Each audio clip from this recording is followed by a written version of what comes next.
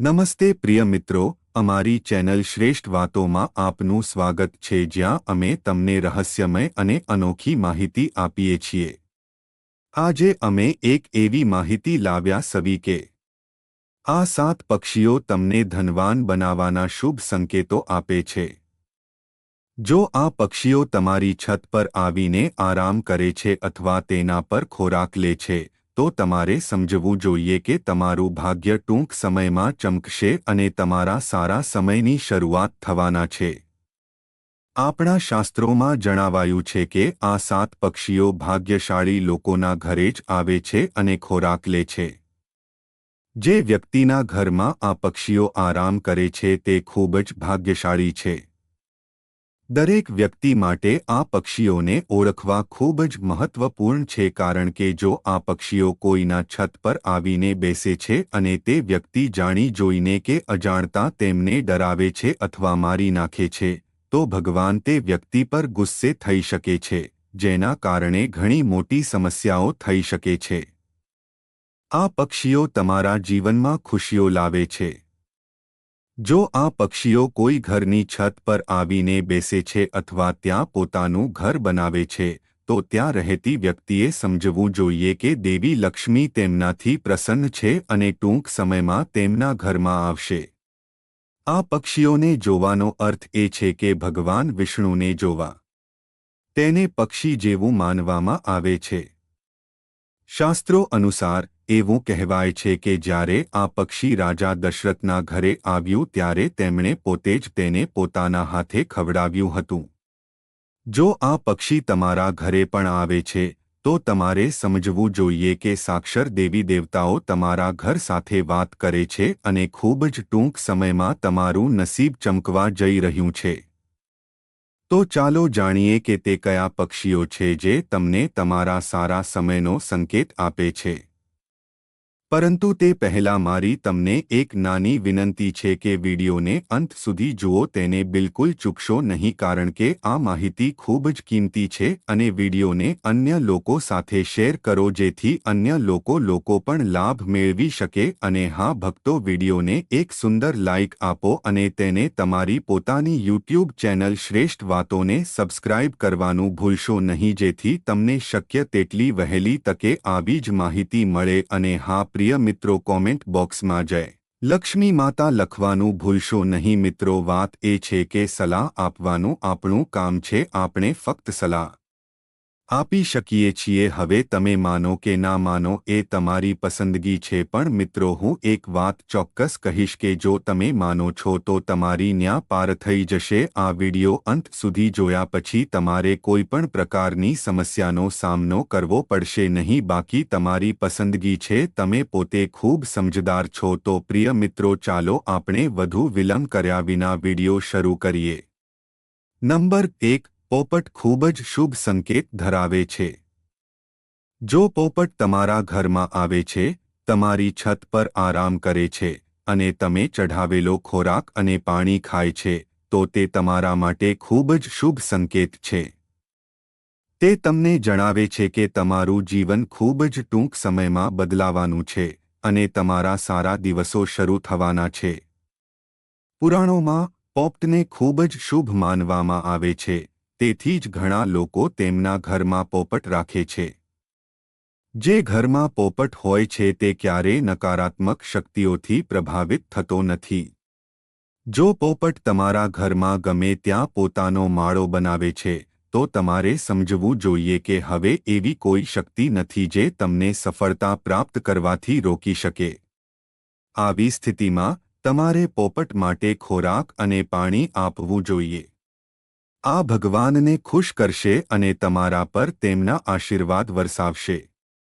Number 2. Nilkanth પક્ષી. શાસ્ત્રો અનુસાર એવું માનવામાં આવે છે કે નીલકંઠ પક્ષી ભગવાન શિવનું પ્રતીક છે. જે લોકોના છાપરા પર નીલકંઠ પક્ષીઓ આવે છે અને તેઓ જે ખોરાક અને પાણી આપે છે તે ખાય છે, તે ખૂબ જ ભાગ્યશાળી હોય છે. નીલકંઠ એક એવું પક્ષી છે જેને ફક્ત જોવાથી જ વ્યક્તિ ખુશ થઈ જાય છે. વ્યક્તિના બધા દુઃખ અને દુઃખ દૂર થઈ જાય છે. જો કે નીલકંઠ પક્ષી સરળતાથી કોઈને દેખાતું નથી કે મળતું નથી, પરંતુ જો તે કોઈના ઘરે ઉતરે છે તો તે વ્યક્તિનું ભાગ્ય ટૂંક સમયમાં બદલાઈ જશે તે ચોક્કસ છે. ઘરે નીલકંઠ પક્ષીનું આગમન સૂચવે છે કે ભગવાન શિવના આશીર્વાદ ટૂંક સમયમાં તમારા પર વરસશે.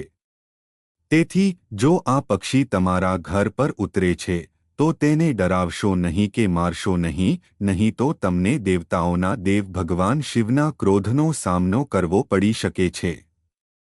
નંબર 3. ચકલી. શાસ્ત્રોમાં વર્ણન છે કે ભગવાન રામના ઘરે પણ ચકલી જોવા મળી હતી. તેનું વર્ણન શાસ્ત્રોમાં ખૂબ જ વિગતવાર છે. રાજા દશરથ પોતે તેને દેવી લક્ષ્મીનું પ્રતીક માનતા હતા. તમારા ઘરમાં અથવા તેના માળામાં ચકલી પક્ષીનું આગમન દેવી લક્ષ્મીના આગમન જેવું છે. જો આ પક્ષી તમારા ઘરે આવે છે અને ખોરાક અને પાણી ખાય છે તો તમારે તરત જ સમજી લેવું જોઈએ કે દેવી લક્ષ્મી તમારાથી પ્રસન્ન છે અને ટૂંક સમયમાં તમારા ઘરે આવશે. જો આ પક્ષી તમારા ઘરમાં માળો બનાવે છે તો તમારું જીવન ખૂબ જ ટૂંક સમયમાં બદલાવાનું છે. નંબર 4. આપણા વેદ અને પુરાણોમાં ઉલ્લેખ છે કે જો કાગડો તમારી છત પર આવીને બેસે છે અથવા છત પર કંઈક છોડી દે છે તો તમારે સમજવું જોઈએ કે તમારી સાથે ક્યારે કંઈ ખરાબ નહીં થાય. તમારા ઘરમાં કોઈ પણ વ્યક્તિ ક્યારે અકાળે મૃત્યુ પામશે નહીં. કાગડાને ખોરાક અને પાણી ખવડાવવાથી મૃત્યુ ટળી જાય છે. કાગડો તેની સેવા કરનાર વ્યક્તિના ગુણગાન ગાય છે. જો કાગડો તમારી છત પર આવીને બેસે છે તો તમારે તેને ભગાડવો જોઈએ નહીં પરંતુ તેને ખોરાક અને પાણી આપવું જોઈએ. કાગડાને પૂર્વજોનું પ્રતીક માનવામાં આવે છે. કાગડાની સેવા કરવાનો અર્થ શનિ મહારાજની સેવા કરવાનો છે. જો તમે કાગડાને પ્રસન્ન કરો છો તો તમારા રાહુ અને કેતુ શાંત થાય છે અને તમને શનિદેવના અનંત આશીર્વાદ પ્રાપ્ત થાય છે. શાસ્ત્રોમાં કહેવામાં આવ્યું છે કે કાગડો શનિદેવનું વાહન છે, તેથી તેને મારવો કે ડરાવવો બિલકુલ યોગ્ય નથી. નંબર 5. ઘરમાં કબૂતરનું આગમન ખૂબ જ શુભ માનવામાં આવે છે. જે કોઈના ઘરમાં કબૂતર આવે છે અને તેને પોતાનું ઘર બનાવે છે તેણે તરત જ સમજી લેવું જોઈએ કે તેનું ભાગ્ય ઉદય થવાનું છે અને તેના ખરાબ દિવસો સમાપ્ત થવાના છે. ઘરમાં કબૂતર માળો બનાવે તે ખૂબ જ શુભ માનવામાં આવે છે. જ્યારે પણ કોઈ પક્ષી કોઈના ઘરે આવે છે ત્યારે તે શુભ શુકન લાવે છે. આ પક્ષી લોકો માટે શુભ સમયનો સંકેત આપે છે અને તેની સાથે શુભ શુકન પણ રાખે છે. નંબર 6. જો તમે વહેલી સવારે તમારા ઘરમાં ઘુવડ બેઠેલું જુઓ છો તો તમારે સમજવું જોઈએ કે દેવી લક્ષ્મી સ્વયં આવી છે. દેવી લક્ષ્મી તમારા ઘરમાં ઘુવડ પર સવાર થઈને રહેવા આવી છે. તેથી તમારે ભૂલથી પણ ઘુવડને ડરાવવું જોઈએ નહીં કે તેનાથી ભાગવું જોઈએ નહીં. વહેલી સવારે ઘુવડનું આગમન અત્યંત શુભ માનવામાં આવે છે કારણ કે શાસ્ત્રોમાં તેને દેવી લક્ષ્મીનું વાહન કહેવામાં આવ્યું છે. જો કે યાદ રાખો કે વહેલી સવારે ઘુવડ જોવું એ એક શુભ સંકેત છે. જો તમે રાત્રે તમારા ઘરમાં ઘુવડ જુઓ છો તો તે એક અશુભ સંકેત છે. તેથી તે બિલકુલ શુભ માનવામાં આવતું નથી.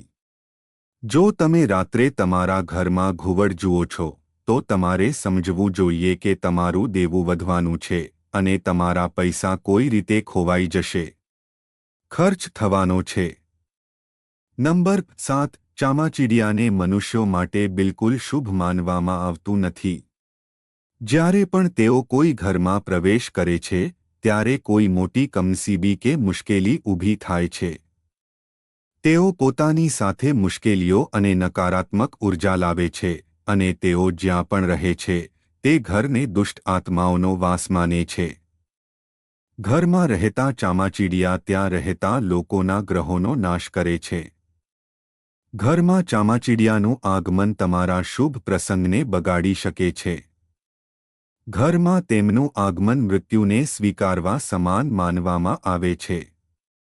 જો ચામાચીડિયા તમારા ઘરના કોઈપણ ખૂણામાં અથવા બંધ રૂમમાંથી પસાર થાય છે તો તમારે તેમને તાત્કાલિક ત્યાંથી ભગાડી દેવા જોઈએ, કારણ કે નકારાત્મક ઉર્જા અને દુષ્ટ આત્માઓ જે ઘરમાં રહે છે ત્યાં રહે છે, અને આ દુષ્ટ આત્માઓ તમારા ઘર તરફ પણ આકર્ષાય છે.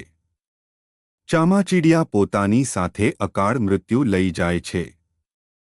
ઘરમાં તેમનું આગમન તમારા ઘરમાં ગરીબી અને અન્ય મુશ્કેલીઓ લાવે છે. નંબર 8. મધમાખીઓ. તમે ક્યારેક ને ક્યારેક મધમાખીના છાંટા જોયા હશે, પરંતુ જો તમારા ઘરમાં કોઈ જગ્યાએ મધમાખી કે ભમરી હોય તો જો ભમરી પોતાનો છાંટો બનાવી લે છે તો તે તમારા પરિવારના કોઈપણ સભ્ય માટે મોટી સમસ્યા બની શકે છે. જો તમારા ઘરનું કોઈ નાનું બાળક આ મધપૂડા પાસે જાય છે તો ભમરી કે મધમાખી તેને નુકસાન પહોંચાડી શકે છે. ઘરમાં મધમાખીઓ અને શિંગડાનું આગમન અને ઘરમાં પોતાનો મધપૂડો બનાવવો એ બિલકુલ શુભ માનવામાં આવતું નથી. જે પણ ઘરમાં તેઓ પોતાનો મધપૂડો બનાવે છે તે ઘરમાં રહેતા વ્યક્તિના ભાગ્યમાં પણ એ જ રીતે છિદ્રો બને છે જેમ તેમના મધપૂડામાં છિદ્રો હોય છે. તેથી જો ભમરી કે મધમાખી તમારા ઘરમાં પોતાનો મધપૂડો બનાવી ચૂકી હોય તો તેને શક્ય તેટલી વહેલી તકે તમારા ઘરમાંથી દૂર કરો, નહીં તો તમને અથવા તમારા પરિવારના સભ્યોને આના કારણે મુશ્કેલીઓનો સામનો કરવો પડી શકે છે.